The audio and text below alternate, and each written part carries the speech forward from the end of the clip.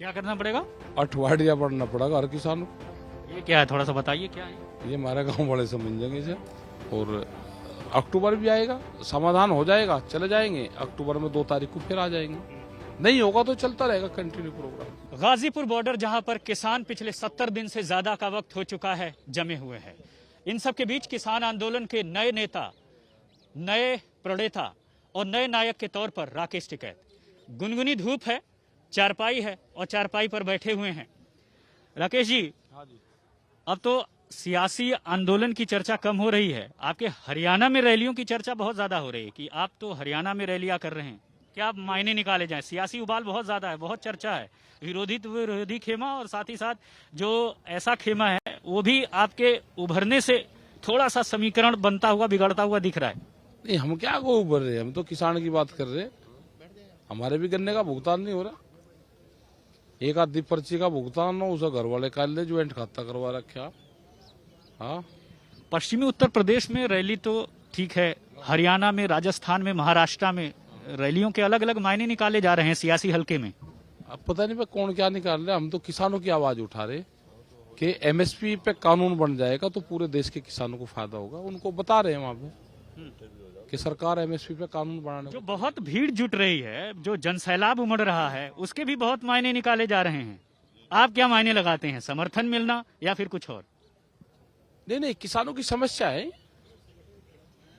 किसानों को एक विश्वास हुआ कि जो संयुक्त मोर्चा है, ये लड़ाई देश के किसानों की लड़ रहा है, उसको विश्वास है। और जहां पे भी 40 जो लोग हैं वे जा रहे हैं, या किसान के नाम पे कोई भी पब्लिक मीटिंग करेगा तो उसमें किसान जाता है। प्रधानमंत्री मोदी सदन में 2-2 बार बोल चुके हैं कि हर कोई कलर पे बात करता है कि यह कानून काला है, लेकिन जब क्लॉज वाइज चर्चा की बात हुई, जब अलग अलग कानून पर बात करनी चाहिए, तब तो किसानों ने बात नहीं की। तो आंदोलन अब कैसे आगे बढ़ेगा, बातचीत का सिलसिला कैसे अब आगे निकलेगा? बात करना चाह रहे हैं ना, कहाँ है सरकार, बात करवाओ हमारे। देखिए, मैं ऐसा पहली बार नहीं कि जब मैं आपका इंटरव्यू कर रहा हूँ, मुझे लगता है दूसरी तीसरी बार कर रहा हूँ, लेकिन कहानी ये है कि आप भी वही बात करते हैं, सरकार भी वही बात करती है, और हम तो सोच रहे हैं कि कुछ मुद्दा निकले, कुछ हल निकले इस बात का। आप कह रहे हैं मैं तैयार हूँ, केंद्र कह रहा है मैं तैयार हूँ, तो भैया बात करवा दो ना, हमारी बैठा के उसको लाइव चलवा दो टीवी में, जो भीतर बात होती है सब देख लेंगे। आप अपील करेंगे सरकार से? नहीं, हमने तो कहा, पहले भी कहा था कि इसको लाइव टेलीकास्ट करवाओ। क्या कहा था? उन्होंने कहा कि नहीं, अंदर की बात है, अंदर ही रहें। तो मसला कानून का हल है फिर यार, बातचीत का लाइव टेलीकास्ट है। हम बातचीत चाहते हैं ना, पता चल जाएगा ना कौन क्या करना चाहता है।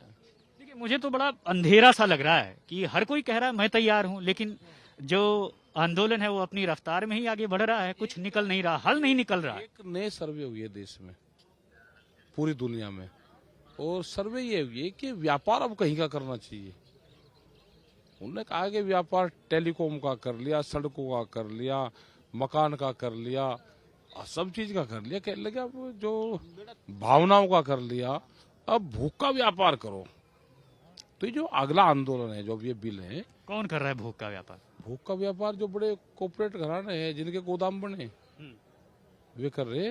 कह लगे भूख एक ऐसी चीज है, सोना आदमी एक साल में महिलाएं 17 बार इस्तेमाल करती है, और रोटी 700 बार इस्तेमाल करती है।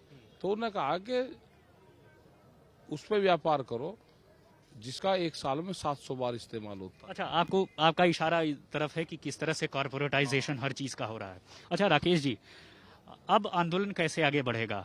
अब कैंडल मार्च आपने देख लिया, अब कैंडल मार्च आप करने वाले हैं, तो अब कैसे कैसे, क्या क्या और रास्ते हैं, क्या और तरीका है जिसके जरिए आप सरकार तक अपनी बात पहुंचाएंगे और उसको मनवाएंगे? और हमारे पे और क्या तरीका, हम तो अब किसानों को अठवाडिया बढ़ना पड़ेगा। क्या करना पड़ेगा?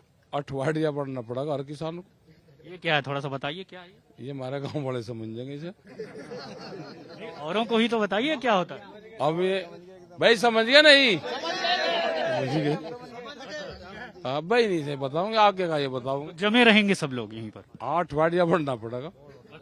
वो बहुत खतरनाक था जो अठवाडिया बन जाता, उससे खतरनाक आदमी। मुझे आपका वो इंटरव्यू याद आता है जब 26 जनवरी से पहले आपने कहा था बक्कल उतार देंगे, लेकिन 26 जनवरी के उल्टा पड़ गया सब कुछ। क्या पड़ गया? सब कुछ उल्टा पड़ गया, उसके बाद स्थिति पलट गई और आपको रोना तक पड़ा। अब अठवाडिया बढ़ना पड़ेगा। आपकी मुस्कुराहट में बहुत कुछ राज छिपा हुआ है, मुझे लग रहा आगे अब हर किसान को अठवाडिया बनना पड़ेगा, सरकार जब मान देगी, बगैर उसके नहीं मानने। हाँ, है। इससे पहले भी आपने बहुत सारी बातें कही हैं, लेकिन कुछ उतर नहीं पाया। गांव वाले मानने हैं ना उसे सबको। जो काम आपके इन बातों ने नहीं किया, आपके आंसुओं ने कर दिखाया। वो तो किसान का आंसू था, वो धोखे का आंसू था, सरकार ने जो धोखे दिए ना उसका था।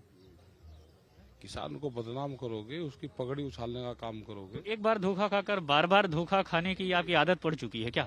आदत नहीं है, उसकी निगाह रखेंगे ना।